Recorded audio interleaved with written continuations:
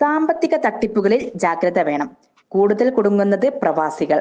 പ്രവാസി കമ്മീഷൻ അദാലത്ത് മലപ്പുറത്ത് നടന്നു. SS മീഡിയ മലബാറിന്റെയും മലപ്പുറത്തിന്റെയും വാർത്തകളും വിശേഷങ്ങളും അറിയാൻ ഈ ചാനൽ ഇപ്പോൾ തന്നെ സബ്സ്ക്രൈബ് ചെയ്യുക.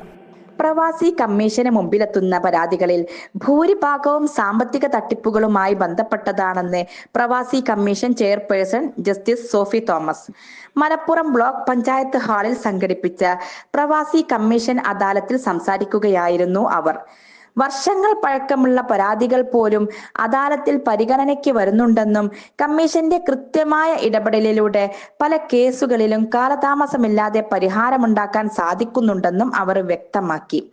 പ്രവാസി മലയാളി എന്ന പേരിൽ തുടങ്ങുന്ന സംഘടനകളെല്ലാം സർക്കാർ സംവിധാനങ്ങളാണെന്ന് തെറ്റിദ്ധരിച്ച് പണം നിക്ഷേപിക്കുന്നവർ ചതിക്കപ്പെടാൻ സാധ്യതയുണ്ട്.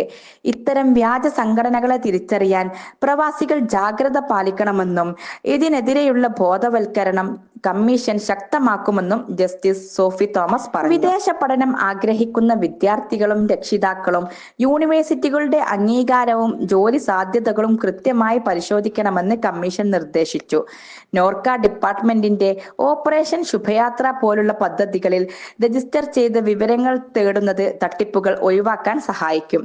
അനധികൃത റിക്രൂട്ടിംഗ് ഏജൻസികളുടെയും സ്ഥാപനങ്ങളുടെയും ചതിക്കുഴികളെക്കുറിച്ച് പോലീസിനും നോർക്ക റൂട്ട്സിനും വെൽഫെയർ ബോർഡിനും കൃത്യമായ വിവരങ്ങൾ കൈമാറുന്നുണ്ട്.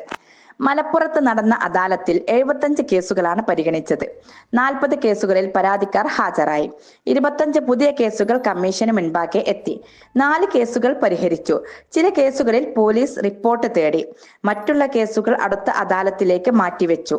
കണ്ണൂർ, കാസർഗോഡ് ജില്ലകൾക്കുള്ള അദാലത്ത് മാർച്ച് 10 കണ്ണൂരിൽ നടക്കും.